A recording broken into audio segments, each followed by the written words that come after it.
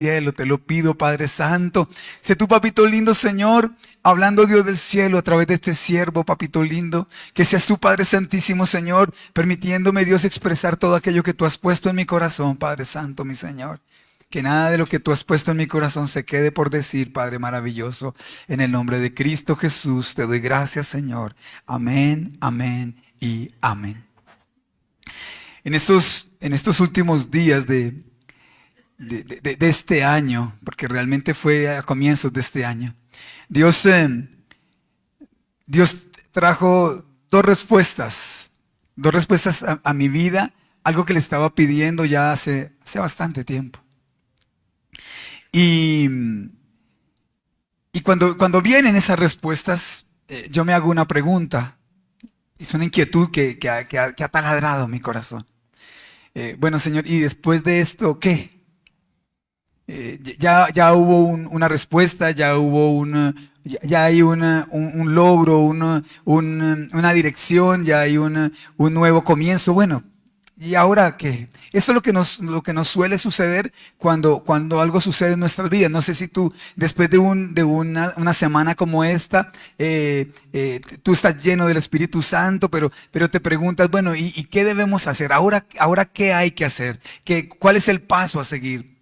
Cuando tenemos un logro, cuando tú tienes una respuesta a una oración de hace mucho tiempo, de hace bastante tiempo, quedas como con un pequeño vacío. Yo lo llamo así, un pequeño vacío. Un pequeño vacío en mi propósito. Entonces le decía yo al Señor, bueno, y entonces, ¿hasta cuándo orar? ¿Cuál es el límite? ¿Cuál es el paso siguiente? Y el Señor me regalaba una palabra que yo quiero compartir contigo, que está en Primera de Corintios, capítulo 2, verso 9. Primera de Corintios, capítulo 2, verso 9.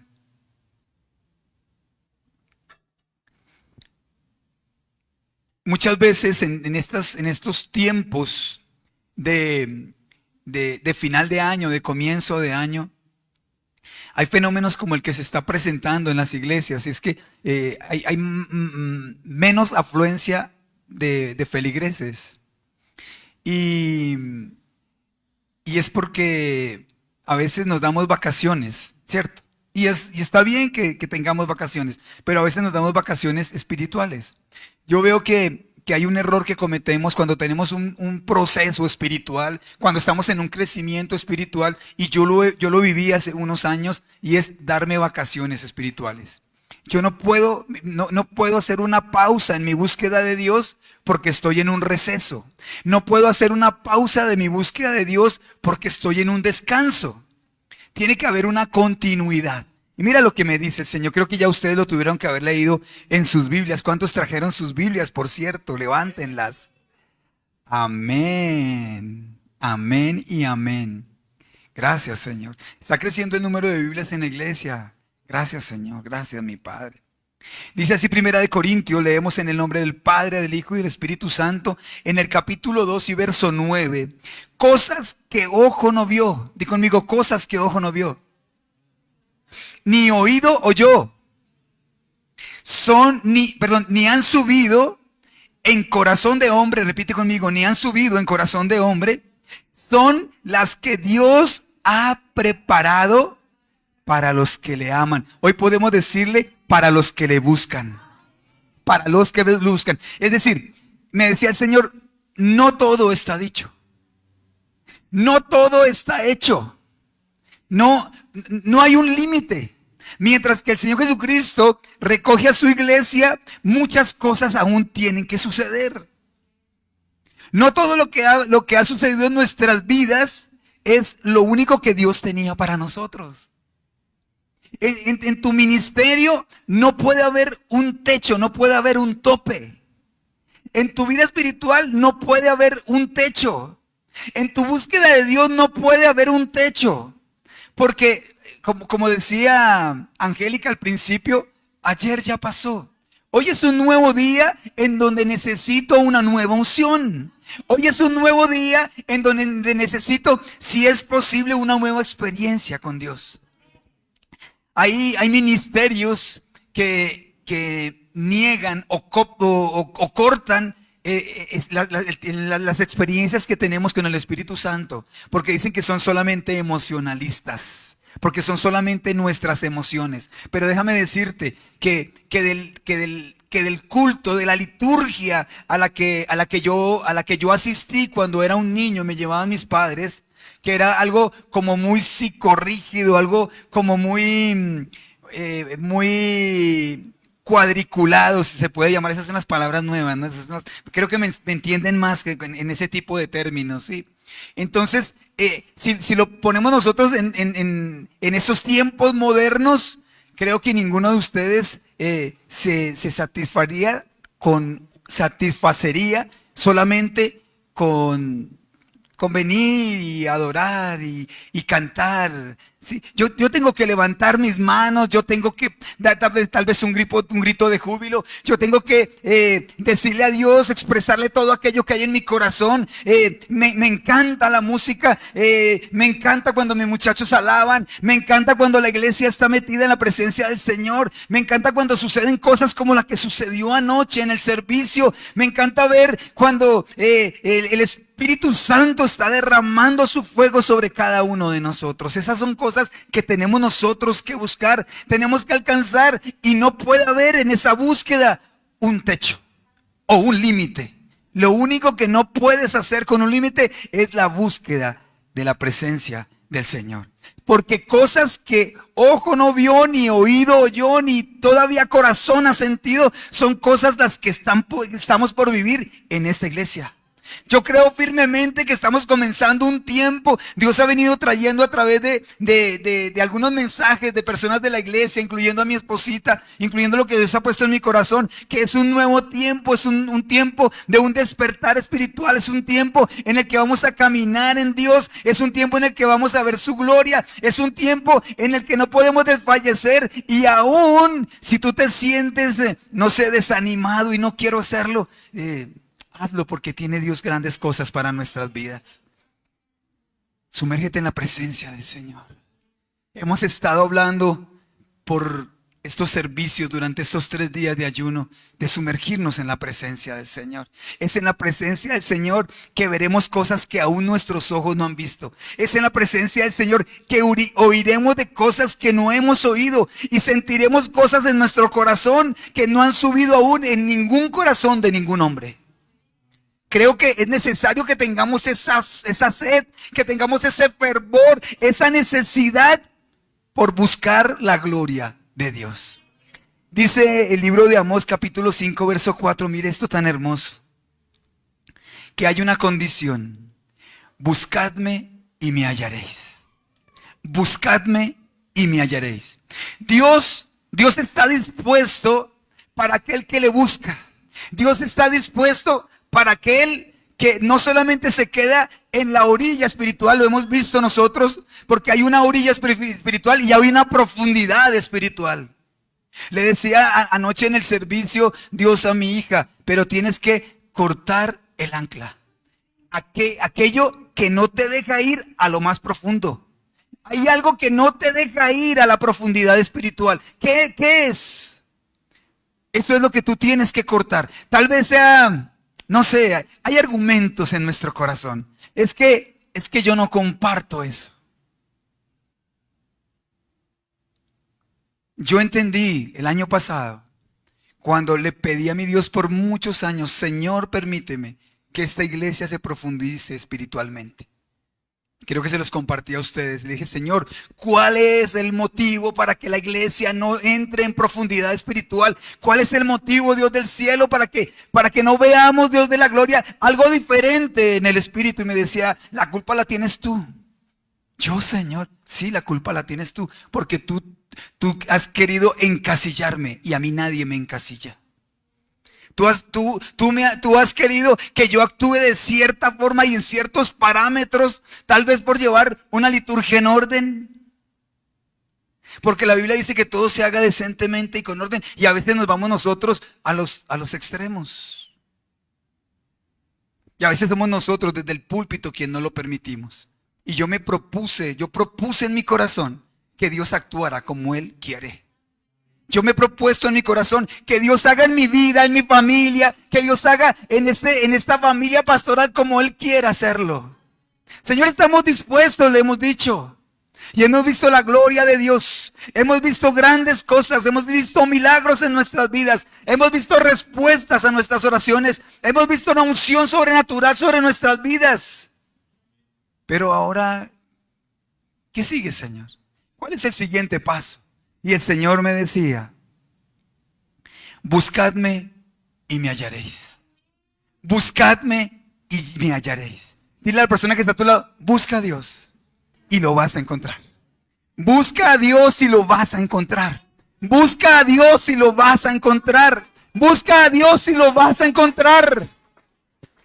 Yo no te puedo decir cuándo va a ser la visita del Espíritu Santo. No te puedo decir si ayer hubiésemos pensado que lo que sucedió anoche iba a suceder. Tal vez hubiésemos llamado a todo el mundo para que viniese.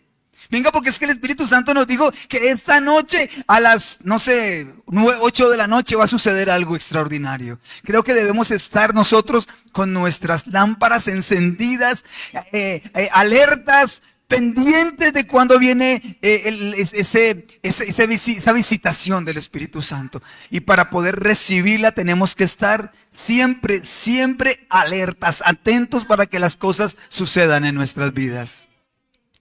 Quiero compartirles una visión. Yo no sé si fue una visión, mi esposa no me lo ha sabido explicar, que tuvo ella.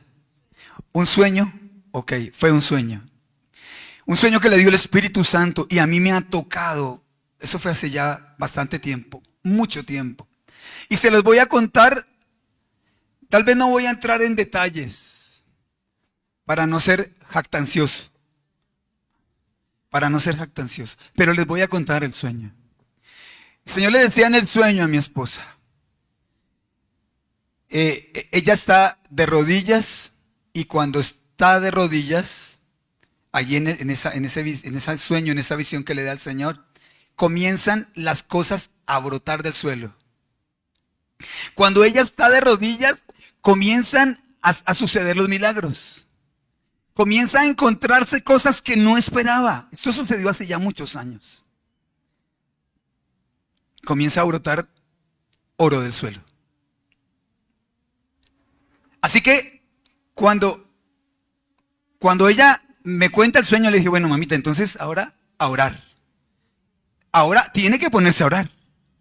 Y cada vez que ella, porque ella es humana, ella se cansa, a veces está enferma, a veces llega de un viaje de 1 o de 2 meses ministrando, a veces 10, 12 horas diarias, a veces 15 horas diarias, y llega muy enferma, muy cansada, y tiene que acostarse. Y yo le digo, bueno, yo digo dentro de mí, bueno, le voy a dar unos días para que descanse, pero después su tarea es orar, mija. Su tarea es orar. ¿Por qué? Porque yo entendí, lógicamente ella no es la única que ora. Yo subo todos los días, yo tengo testigo a mi Señor, que todos los días, 2 o 3 veces al día, subo a este lugar santo a orar. Pero me refiero a lo que Dios le daba a ella, que lo hice para mí y ahora te lo regalo a ti. Solamente de rodillas es cuando tú encuentras los milagros. Solamente de rodillas es donde están las respuestas. Solamente de rodillas donde tú encuentras lo que no encuentras de otra forma. Solamente en la intimidad con Dios es que tú puedes encontrar las cosas que estás buscando. Entiéndemelo, por favor. Si estoy siendo explícito, no hay otra manera de lograr una respuesta a tus oraciones. No hay otra manera en que sucedan los milagros. Es de rodillas que tú puedes alcanzar la victoria. Mira, cuando viene una prueba, no llorando ni creyéndote que tú eres el que más sufre, es la manera en que tú encuentras la victoria. Cuando tienes una necesidad, no es lamentándose como se encuentra el milagro que tú estás necesitando. Es cuando nos postramos de rodillas y le decimos, Señor, toma el control de nuestras vidas. Dios del cielo, esto se salió de mis manos. Por favor, actúa tú. Es en la intensidad de la búsqueda donde tú te encuentras cosas que no esperabas.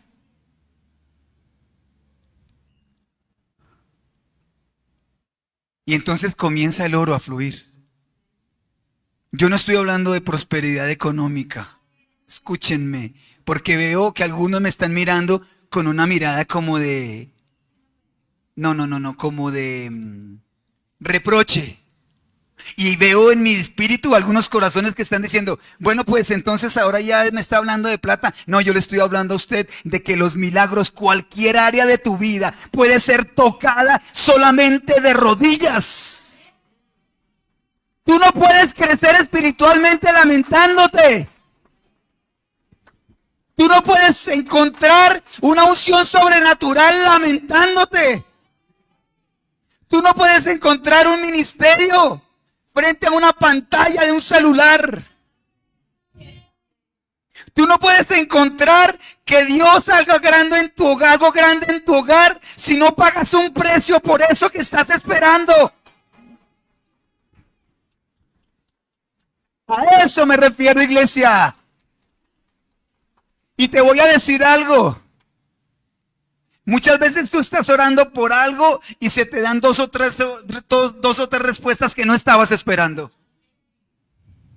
Porque es solamente en la intimidad con Dios que podemos hallar aquellas cosas que no podemos encontrar en ninguna otra parte. Dice Jeremías, capítulo 29. Este es Jeremías. Hace 8 días hablamos de Jeremías también, ¿verdad? Y hablamos de que Jeremías en Jeremías se habla del futuro y en Lamentaciones se habla del pasado. Bueno, está Jeremías hablando al pueblo y le escribe una carta.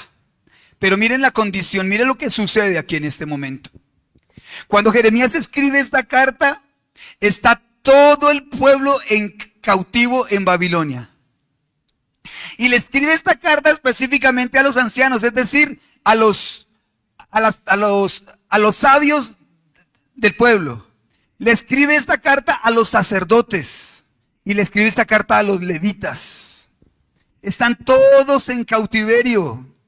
Están en una condición difícil y cuando llegan al cautiverio, ellos dicen, esto va a pasar rápido. Esto va a ser una tribulación momentánea. ¿A quién le ha sucedido eso? Que cuando cae la esperanza del Señor, que esto dure un par de horas, por favor. Y cuando van pasando las horas, entonces te encuentras que pasaron días y tal vez semanas y tal vez meses y muchas veces años. Les conté yo a usted mi experiencia cuando llegamos aquí a la iglesia.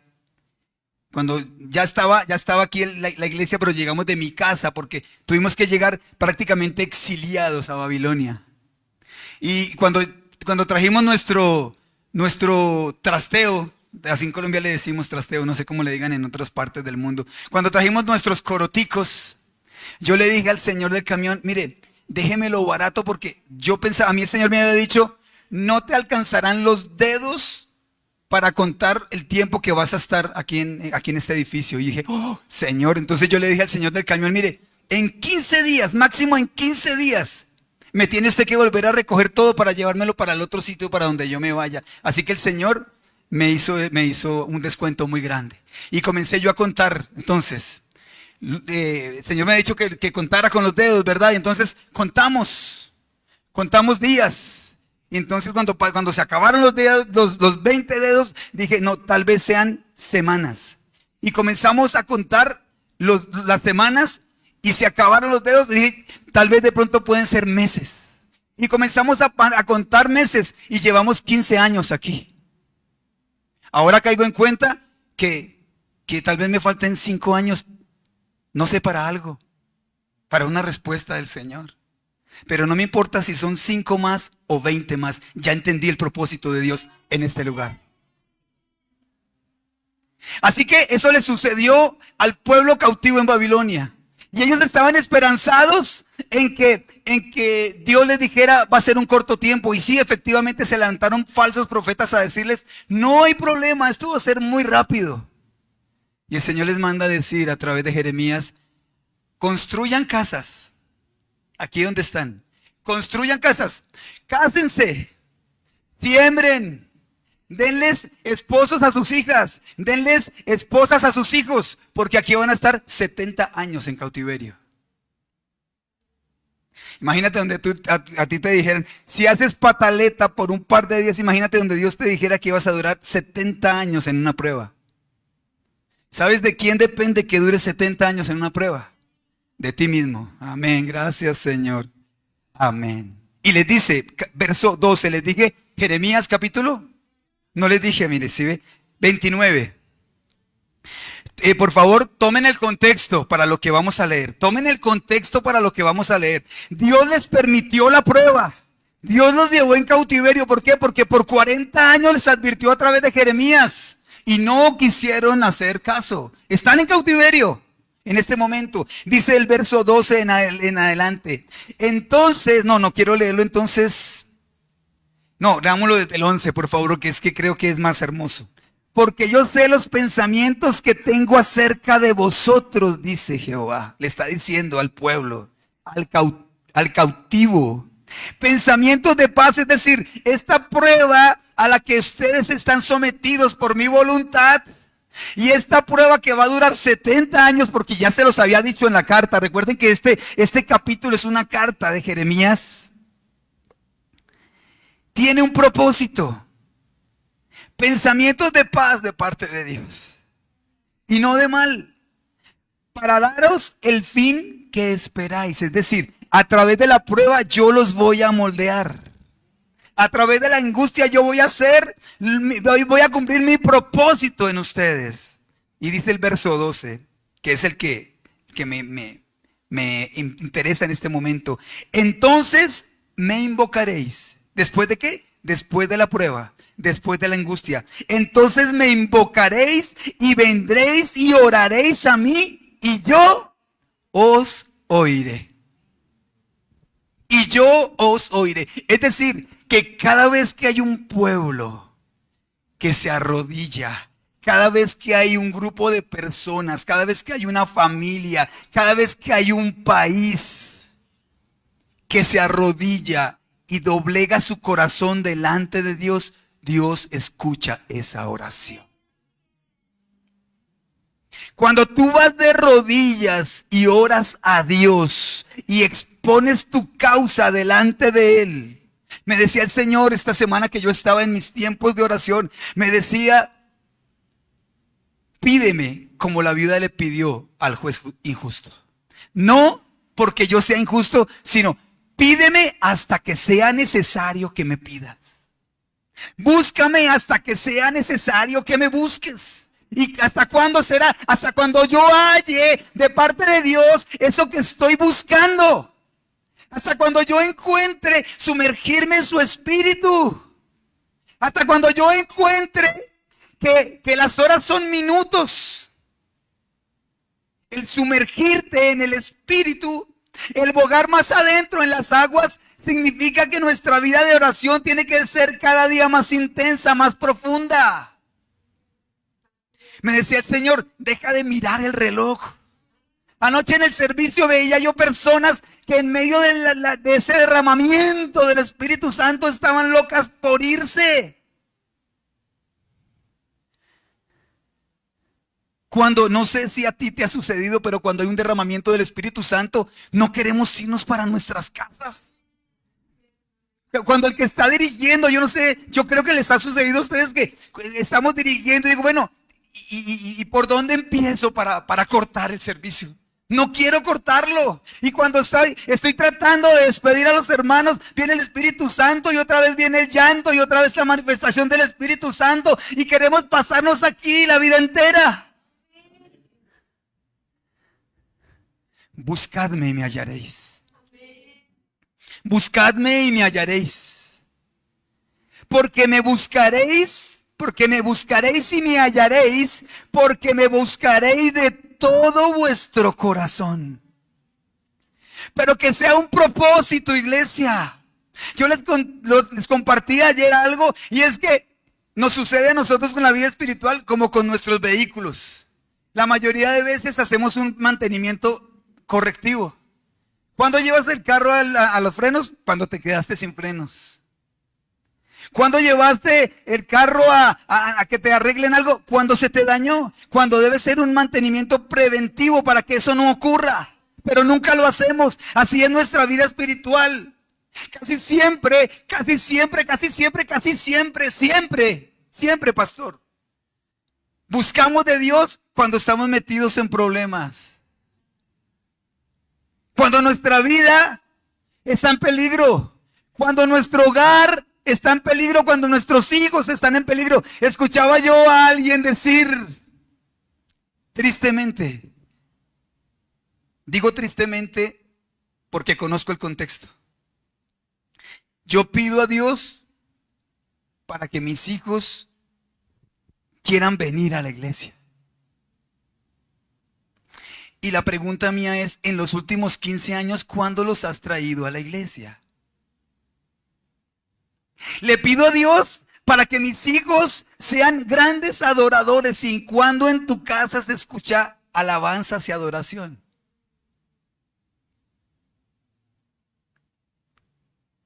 Le pido a Dios para que mi familia tenga un despertar espiritual. Y cuando tú has sido ejemplo para ese despertar espiritual, ¿dónde están los sacerdotes que dan ejemplo de subir al monte a adorar? ¿Dónde están esos sacerdotes que dan ejemplo de subir al monte a adorar? Yo predico con mi ejemplo.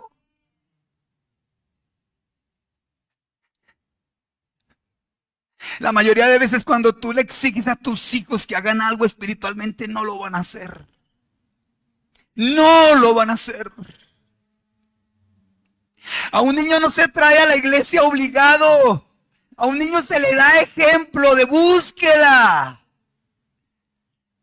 ¿Con quién estoy hablando? Amén, mire esa hermosura.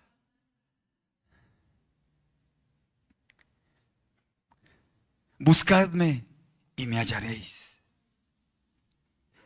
Hebreos capítulo 11, verso 6 dice, porque es necesario que el que se acerca al Padre crea que le hay. Miren esto. Hay dos requisitos para acercarse al Padre. Dos requisitos para acercarse al Padre. Y mira, esto es para nosotros hoy. Esto es para nosotros hoy. Uno de esos requisitos es que tú creas, que tengas fe de que estás acercándote a un Dios vivo. A un Dios que lo puede hacer. A un Dios aún que está dispuesto a hacerlo por ti. Pero el segundo requisito es que Él es galardonador de los que le buscan. Yo busqué en varias versiones y me dice el lenguaje actual es remunerador de los que le buscan. Dios habla hoy, dice, Él recompensa a los que le buscan y traducción lenguaje actual dice, Él sabe premiar a los que le buscan. Es decir, cuando tú y yo buscamos a Dios, buscamos su presencia, muchas veces no necesitamos ni siquiera pedir por nuestras necesidades personales, porque yo estoy buscando a Dios por lo que Él es para mí, no por lo que me pueda dar. Yo no me puedo enfrascar buscando a Dios solamente por el premio que estoy buscando de su mano. A Dios no se busca por lo que te dé, a Dios se busca por lo que Él es. A Dios no se busca por lo que te dé, a Dios se busca porque tú le amas.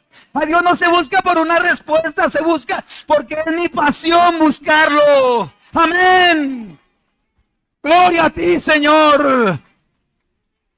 Y entonces, cuando tú logras tener esa dimensión espiritual, comienzan las cosas a suceder. Comienzan a brotar de la tierra como se lo mostró Dios a mi esposita. Comienzan a brotar las respuestas. Comienzan a brotar aquellas cosas que tú estás necesitando. Solamente de rodillas, iglesia. Por eso es el propósito de este año para Aposento de Restauración. Por eso a partir del próximo martes retomamos nuestros cultos de mañana de oración. Martes 7 de la mañana. Gracias por su entusiasmo. Gracias por ese amor, por el servicio. Amén. Yo sé que ustedes de corazón lo hacen, lo que pasa es que les gusta, no son Le gusta las cosas decentemente y en orden, ¿no? Mm. Amén.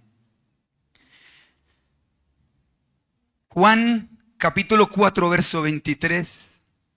Está hablando el Señor Jesús, el mismo Señor Jesús con la samaritana. Uy, eso a mí me impacta, me ha tocado el corazón. Y es un versículo que hemos leído no sé cuántas veces. Juan capítulo 4, verso 23 dice, le está hablando a la mujer porque están hablando de ciertas discrepancias de conceptos, conceptuales. Y le dice el Señor Jesucristo, escúchame bien, mujer. Dice la persona que está a tu lado, póngale cuidado de lo que vamos a hablar. Mire lo que dice. Mas la hora viene. Y yo subrayo, si pudiera subrayar en rojo, estas dos, entre las dos comas, esta frase que dice, y ahora es. Mas la hora viene y ahora es. Mas la hora viene y hoy es. Es decir, este es el tiempo, llegó la hora de adorar al Rey. Mas la hora viene y ahora es. Cuando los verdaderos adoradores, ¿dónde están los verdaderos adoradores? ¿Dónde están aquellos verdaderos adoradores que quieren adorar al Padre en espíritu y en verdad? ¡Aleluya! Porque ese es el tiempo de aposento de restauración para que nosotros los verdaderos adoradores adoremos al Padre en espíritu y en verdad. Que le demos la gloria a Él. Que le busquemos no solamente por lo que nos pueda dar. Ese fue el primer coro de hoy. Tan solo he venido. ¿Verdad? Algo así dice la letra. No he venido por lo que tú me puedes dar, Señor. No he venido por el premio, Señor, que tanto he buscado hoy. Quiero buscar solamente tu presencia. Hoy solamente quiero encontrarme contigo, Señor. Hoy solamente quiero derramar mi corazón delante de ti.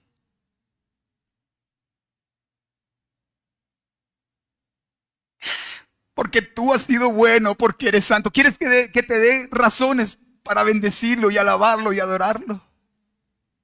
Porque Él es bueno. Porque Él es santo. Porque Él es digno. Porque Él es poderoso. Porque Él es Dios de segundas oportunidades. Porque Él es Dios amoroso, porque por un poco de tiempo nos reprende, nos corrige, pero eternamente su gloria la vemos. Porque lo que te hizo falta ayer hoy te sobra, y te lo puedo decir. Porque de lo que adolecemos en algún tiempo, estoy seguro que viene en abundancia. Porque hoy es el tiempo en que los verdaderos adoradores, es decir, los que no lo buscan por interés, lo repito, los verdaderos adoradores son los que no tienen un interés en buscarle. Los verdaderos adoradores son aquellos que no tienen un interés fuera del enamoramiento que tienen por Dios.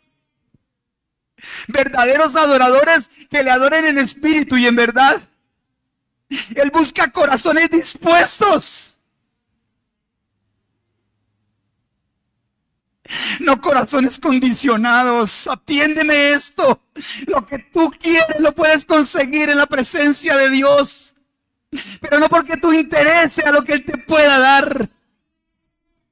Porque cuando Dios no te permite lo que tú le estás pidiendo, entonces vemos cristianos ofuscados con Dios. Vemos cristianos que no quieren saber de volver a la iglesia. Vemos cristianos que están bravos. Vemos cristianos que están ofendidos. Pero cuando tu verdadero interés es buscar la gloria de Dios y no lo que Él te pueda dar, nada de lo que pueda ocurrir te apartará del amor de Cristo. Aleluya, ni tribulación ni angustia. Aleluya. Gloria a ti, Señor. Que la prueba sea, iglesia, lo que te aferre más a Él. Que el dolor sea aquello que te motive más para estar en su presencia. Que sea el verdadero interés. El verdadero interés es sentir su presencia, alabarlo, bendecirlo, conocerlo. Oh, aleluya. El libro de Segunda de Crónicas es el libro junto con los 2 libros de Reyes, prácticamente es un mismo libro, estos 4 libros. Y en el libro de Segunda de Crónicas vemos nosotros la historia de muchos reyes de Israel y de Judá. Allí hay reyes malos, hay reyes buenos, hay reyes que hicieron lo bueno delante de Dios, hay reyes que hicieron lo malo delante de Dios. Hay historia de reyes que buscaron a Dios por un corto periodo de tiempo y después se alejaron. Hay historias de reyes que en un principio no buscaban a Dios, pero finalmente su reinado fue un reinado que honró al Rey de Reyes y Señor de Señores. Yo quiero ver rápidamente la historia de algunos reyes aquí en Segunda de Crónicas, por favor. Segunda de Crónicas, capítulo 11. Vemos nosotros la historia de Roboam. Él fue el hijo de Salomón. Es decir, el nieto de David. Dice en el capítulo 11, verso 13, lo siguiente. Y los sacerdotes y levitas, esto porque Israel se había rebelado contra Dios. Y Dios había traído una profecía que se estaba cumpliendo con Roboam y era la división del reino. Y dice, y los sacerdotes y levitas que estaban en todo Israel se juntaron a él, a Roboam, al rey. Desde todos los lugares venían. Dice el verso 16. Tras aquellos acudieron también todas las tribus de Israel. ¿Quiénes comenzaron? Los sacerdotes y los levitas, es decir, los que estaban dirigiendo al pueblo en el área espiritual. Sacerdotes y levitas comenzó desde el altar hacia allá, desde los servidores hacia allá. Y dice el verso 16, tras aquellos acudieron también todas las tribus de Israel, los que habían puesto su corazón en buscar a Jehová, Dios de Israel. Después de los sacerdotes, hubo un pueblo que dispuso su corazón, que querían buscar a Dios. Y esto es tremendo porque miren, y vinieron a Jerusalén para ofrecer sacrificios a Jehová, el Dios de sus padres. En el verso 14 hay algo importante que dice, porque los levitas dejaban sus ejidos, es decir, sus posesiones, sus tierras, sus pastos, y venían a Judá, a Jerusalén, pues Jeroboam y sus hijos los excluyeron del ministerio de Jehová, pero aún ellos tomaron la decisión de venir a adorar. Dejaban sus cosas materiales, ¿sí me hago entender? Este es el hecho que yo quiero enfatizar. Dejaron lo material por conseguir lo espiritual. Dejaron lo material por buscar a Dios. Y dice el verso 17, así fortalecieron el reino de Judá. ¿Cómo? Buscando a Dios. El reino fue fortalecido y confirmaron a quién, a Roboam, hijo de Salomón, por 3 años. Porque 3 años anduvieron el camino de David y de Salomón. ¿Cuánto duraron? 3 años. Cualquiera diría, wow, 3 años. Pero como a Dios, para buscar a Dios no hay un tope. Como no nos podemos descuidar después de haber ganado una victoria espiritual. Después de alguna cosa espiritual que tú hayas ganado, yo no sé si tú lo has vivido. Yo lo he vivido como ministro de Dios. Que después de que venimos, casi siempre es cuando salimos del país, que venimos con una victoria espiritual, casi siempre hay una batalla aquí. Casi siempre. Casi siempre cuando llegamos, aquí se está levantando el mismo Satanás para hacernos decaer el ánimo, para que ese mensaje que traemos, casi siempre traemos un mensaje de Dios, y se levanta Satanás para que ese mensaje no sea predicado. Así que cuando hay una victoria, queda como un vacío espiritual. No sé si me estoy haciendo entender. Cuando tú tienes una gran victoria, lo estoy diciendo en el plano espiritual. Cuando tú tienes una gran victoria espiritual, hay una tendencia a tener un bajonazo. Y eso es lo que es el peor enemigo del crecimiento espiritual. ¿Sí me hago entender? porque el crecimiento espiritual es como el despegue de un avión. Imagínate que el que está pilotando suelte la palanquita esa, creo que es con una palanquita, no lo sé, o eso, al menos eso dicen las películas, con la palanquita de un momento a otro, suelte la palanquita, ¿qué sucedería? Por más impulso que lleve el avión y por más que sea el despegue en donde más potencia necesita el avión, este avión se irá al suelo. Dios nos libre de que a un piloto le dé un ataque cuando está despegando, porque seríamos solamente una simple anécdota. El primer vuelo en donde un piloto deja caer a 300 personas despegando. Eso sucede con nuestra vida espiritual. Eso sucede con nuestra búsqueda de Dios. Y cuando tú has tomado la pista, volviendo al ejemplo del avión, si cuando tú has tomado la pista y has empezado a carretear tu avión y luego le pones toda la potencia para que tu avión espiritual despegue, no puedes devolver la palanquita de la potencia. Así me hago entender. La potencia tiene que mantenerse. Y los que hemos volado y cuando estamos volando tenemos esa horrible costumbre de estar viendo qué es lo que sucede durante el vuelo. Nos hemos enterado, por ejemplo, de que un avión no alcanza su máxima altura, sino hasta a los 10 kilómetros de altura. Un avión no alcanza su máximo desempeño, sino cuando va a 1000 kilómetros por hora. ¿Tú te imaginas qué se siente una persona nerviosa como la que le habla, como las que le habla? Viendo en una pantalla que vamos a 1000 kilómetros por hora y a 30,000 pies de altura. ¿Sabes qué hace un cristiano? Ora todo el camino.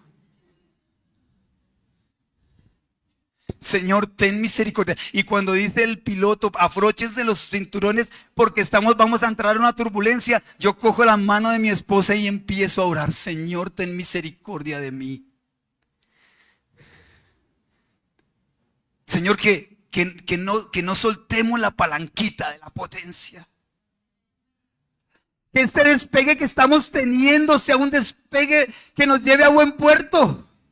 Que cuando nosotros nos demos cuenta, cuando nuestro avión espiritual está en la máxima potencia, allá a 30,000 pies de altura y a 1000 kilómetros por hora, comiencen a brotar de nuestro alrededor todas aquellas respuestas que hemos estado buscando. Muchas veces en sueño, muchas veces durmiendo, muchas veces no queriendo salir de las cobijas para entregarle 2 o 3 horas de oración a Dios. Qué silencio tan hermoso. Bellos durmientes.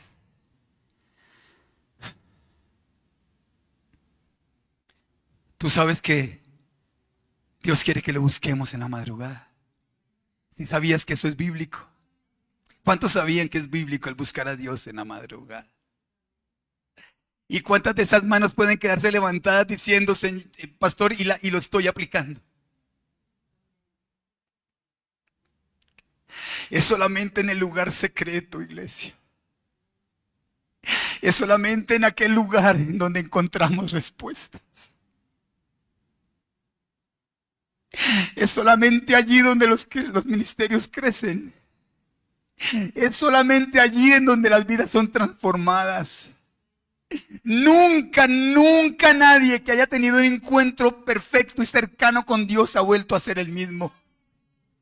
Cuando Moisés subía a la cumbre del monte, bajaba transformado y no era nunca el mismo. Cuando Moisés subía a la cumbre del monte y bajaba con instrucciones divinas para el pueblo. Hoy hago un llamado a la búsqueda, pero sobre todo a los sacerdotes y sacerdotisas de este lugar. Subamos al monte a adorar, iglesia. Subamos al monte a pedir instrucción de parte de Dios. Subamos al monte a encontrar la divina respuesta que hemos estado esperando. ¿Has estado esperando una respuesta? Sube al monte, me dice el Señor. ¿Has estado esperando un milagro? Sube al monte, me dice el Señor. ¿Has estado esperando que Dios haga algo grande en tu vida? Sube al monte por respuestas. Solamente en la presencia de Dios está lo que tú has estado esperando. Pero recuerda que la palanquita, yo no sé cómo se llama eso, la palanquita de la potencia no puede reversarse. Es una búsqueda continua. Es una búsqueda permanente. Porque mira lo que pasa en el capítulo 12, versos 1 y 2. Cuando Roboam había consolidado el reino. Recuerden que cuánto duró aquel avivamiento. 3 años. 3 años duró la búsqueda. Vinieron los levitas, los sacerdotes, todas las tribus. Y comenzaron a orar y a pedirle a Dios por Roboam. Y Dios consolidó el reino. Cuando el reino estuvo consolidado, le devolvieron la palanquita de la potencia, de la búsqueda. Ya el reino está consolidado. Ya no hay más por qué orar, me imagino que dijeron ellos. O tal vez cayeron en pereza o cayeron en desánimo.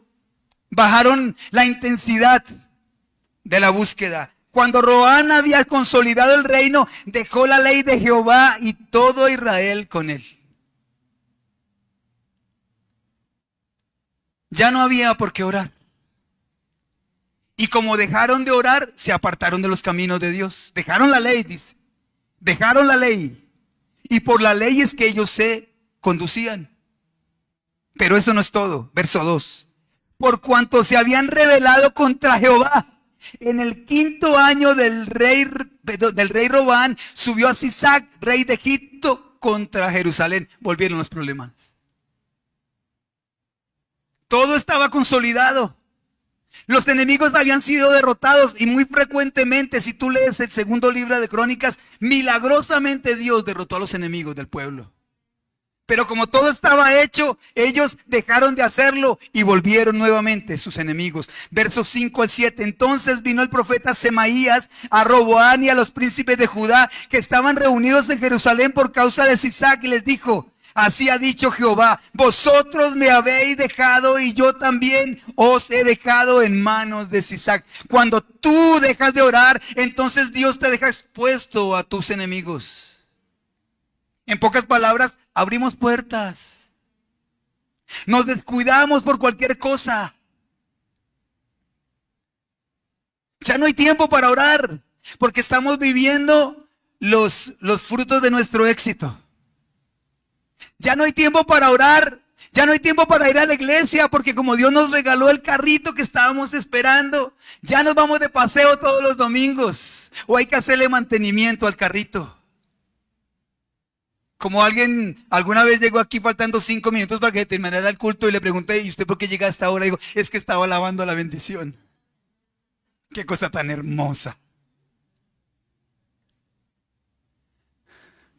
Dios también se olvidó de ellos. Dios también se olvidó de ellos. Estábamos en el versículo. Y los príncipes de Israel y el rey se humillaron y dijeron: justo es Jehová. Es decir, esto nos ha sucedido es una consecuencia de olvidarnos de Dios. Y cuando Jehová vio que se habían humillado, vino palabra de Jehová a Semaías diciendo: se han humillado, no los destruiré. ¡Wow! ¡Qué terrible! Dios está dispuesto nuevamente a escuchar la oración de su pueblo. Dios está nuevamente dispuesto a darnos una segunda oportunidad. Dios está nuevamente dispuesto a hacerlo como lo hizo antes.